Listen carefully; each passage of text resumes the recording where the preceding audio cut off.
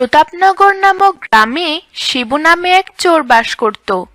শিবু কোনো কাজ করত না, কিন্তু মানুষের সম্পদ চুরি করতে তার বেজায় আগ্রহ ছিল।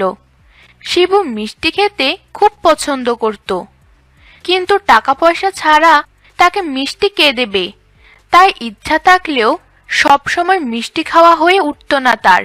কিন্তু শিবু নাছোড়বান্দা, পকেটে পয়সা না থাকলেও কি করে দোকানের রসগোল্লা চমচম খেতে হয় তা তার ভালো করেই জানা ছিল।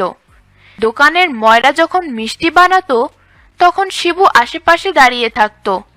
যেই ময়রা এদিক ওদিক তাকাতো অথবা কাজ ছেড়ে পাশে কোথাও যেত, শিবু সেই সুযোগ একদমই হাতছাড়া করতো না। চোখের নিমিষে শিবু মিষ্টির সরা খালি করে দিয়ে সেখান থেকে কেটে পড়তো। আরে, এইমাত্র না এতগুলো মিষ্টি বানালাম, মিষ্টিগুলো কোথায় গেল? বুঝেছি, নিশ্চয়ই আমি না থাকায় তুই মিষ্টিগুলো খেয়ে নিয়েছিস। এভাবে শিবুর দিনগুলো ভালোই যাচ্ছিল। গায়ের কার বাগানের কোন গাছে কি ফল পাকে তা সবকিছুই শিবুর জানা ছিল। আরে, এই পাখিটা তো ঠোঁটে করে একটি আম নিয়ে এসে আমার সামনে বসে বসে খাচ্ছে। নিশ্চয়ই নিতাই কাকার বাগানের আমগুলো পেকে গেছে। আজকে ওখানে হানা দিতে হবে। আসার পথে গোপাল কাকুর গাছের পেঁপেগুলো পাকলো কিনা দেখে আসতে হবে।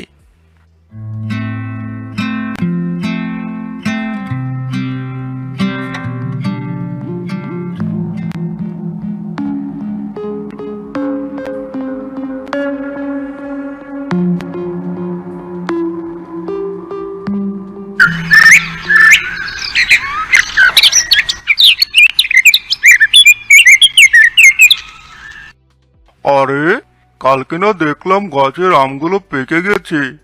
আজকে পারবো বলে ভাবছিলাম, কিন্তু রাতে কোত্থেকে চোর এসে সবগুলো আম খেয়ে নিল। এই চোরটাকে কিছুতেই ধরা গেল না।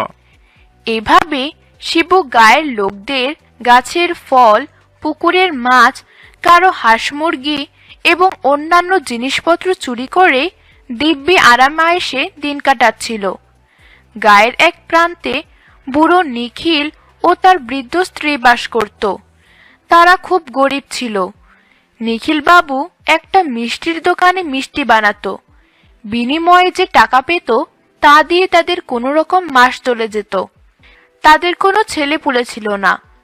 একদিন নিখিল বাবু হঠাৎ অসুস্থ হয়ে পড়ে এবং সেই অসুখ আর ভালো হয় না। তার কয়েকদিন পরে নিখিল বাবু মারা যায়। নিখিল বাবুর মৃত্যুতে তার বৃদ্ধা স্ত্রী অনেকটা চিন্তিত হয়ে পড়ে। তার আর কোনোভাবেই দিন কাটছিল না। একদিন বুড়ি নিখিল বাবু যে দোকানে কাজ করত সেই দোকানে যায়।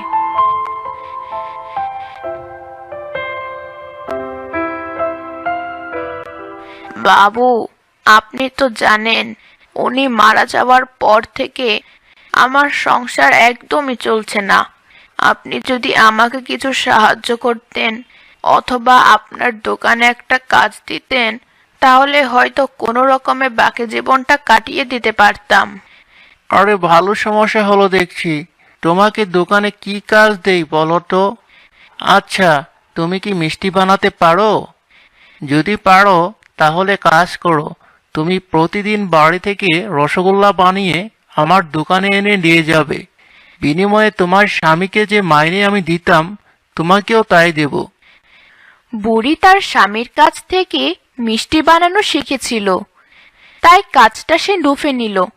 এরপর থেকে সে প্রতিদিন মিষ্টি বানিয়ে হাঁড়িতে নিয়ে মাথায় করে মিষ্টির দোকানে দেওয়া শুরু করলো। এতে তার অভাবের সংসার কোনো রকমে চলে যাচ্ছিল।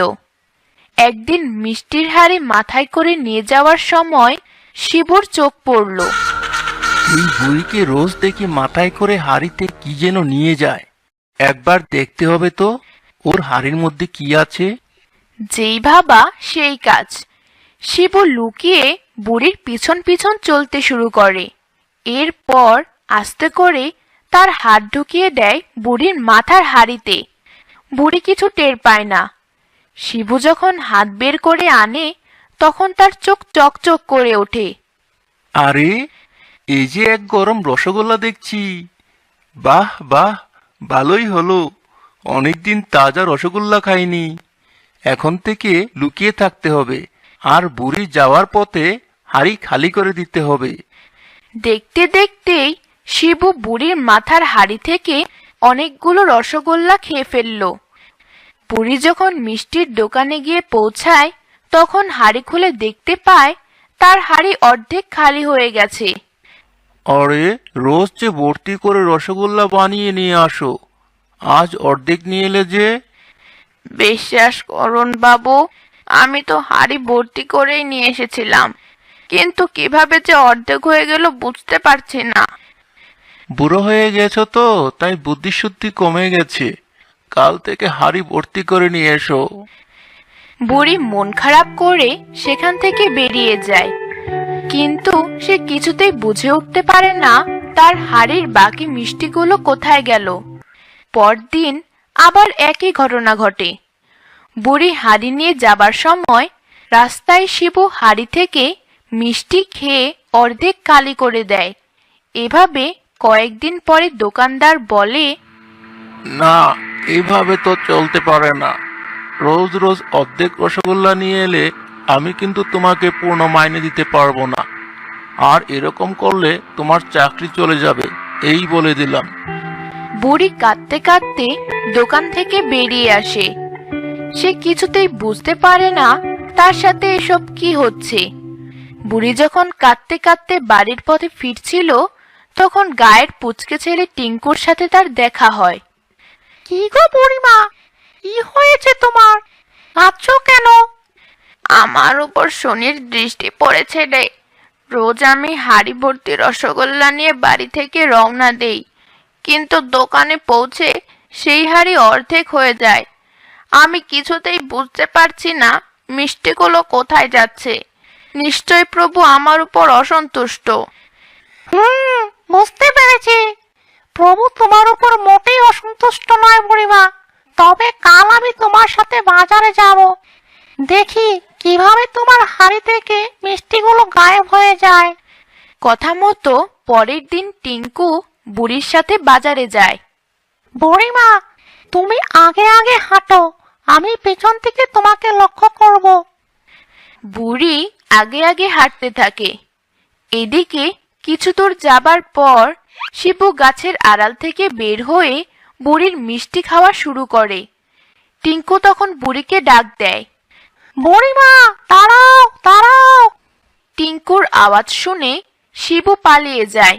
টিঙ্কু তখন বলে, বুড়িমা, আমি বুঝতে পেরেছি কিসে তোমার মিষ্টি খেয়ে যায়, কিন্তু তুমি কিচ্ছু চিন্তা করো না, এই চোরকে আমি শায়েস্তা করবই।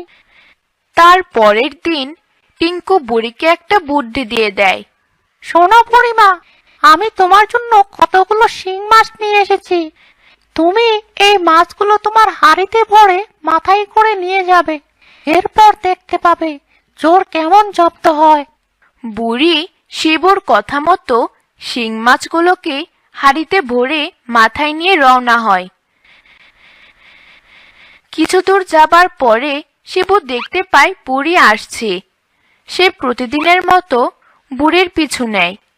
রসগোল্লার লোভে শিবু যেই হাড়ির মধ্যে হাত ঢুকিয়েছে অমনি শিং মাছ তার হাতে কাটা ফুটিয়ে